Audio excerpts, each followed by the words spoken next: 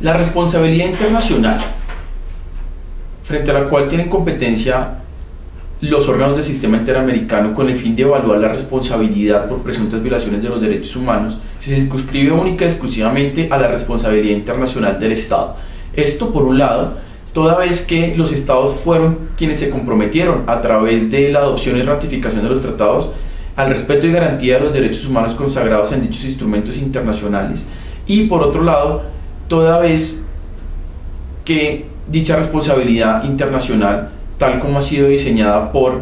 la dogmática en materia de derecho internacional, puede atribuirse a los Estados en la medida en que agentes estatales o instituciones de naturaleza estatal hayan participado de los hechos que se alegan como violatorios a los derechos humanos. De esta manera, la responsabilidad internacional que analizan los órganos del sistema de cara a asuntos de naturaleza particular, es decir, violaciones puntuales que se presenten en materia de casos,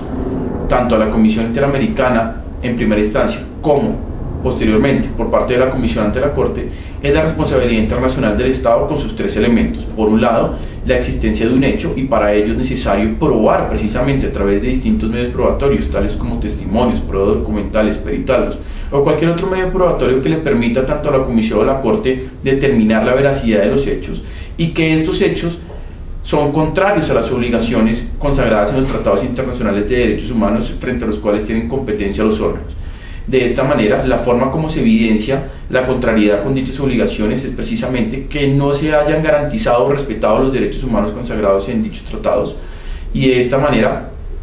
que se hayan desconocido la obligación precisamente de respeto y garantía, particularmente consagrada en el artículo 1.1 de la Convención Americana.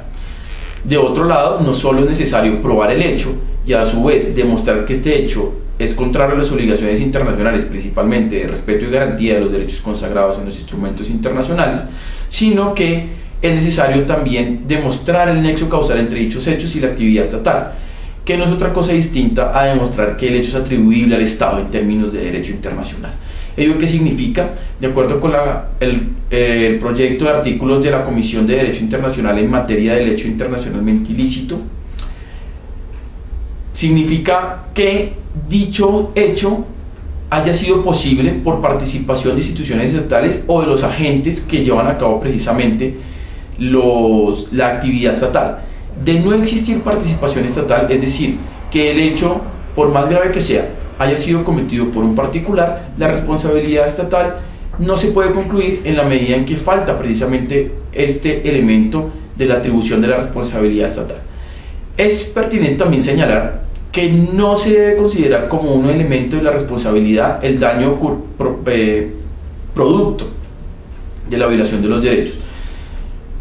Si bien el daño es importante en materia de evaluar las eventuales reparaciones que se deben otorgar a las víctimas, el daño no es parte como elemento de la responsabilidad internacional, y por lo tanto la responsabilidad internacional se puede presentar inclusive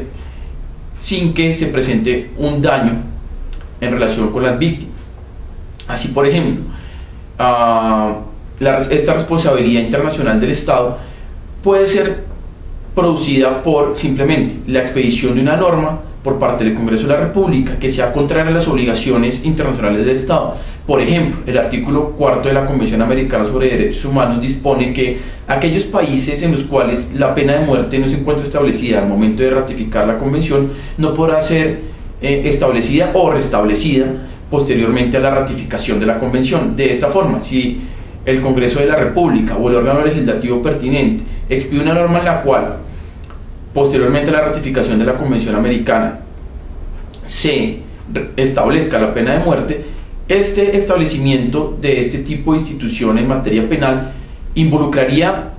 directamente la responsabilidad internacional del Estado, toda vez que se estaría desconociendo esta obligación de no hacer consagrada en el artículo 4 de la Convención Americana, independientemente de que se aplique la pena de muerte en un caso particular a una persona luego de ser expedida por el Congreso. El mero hecho de expedición de normas contrarias a las obligaciones convencionales puede llegar a producir la responsabilidad internacional del Estado, y no, fíjense que no es necesario que se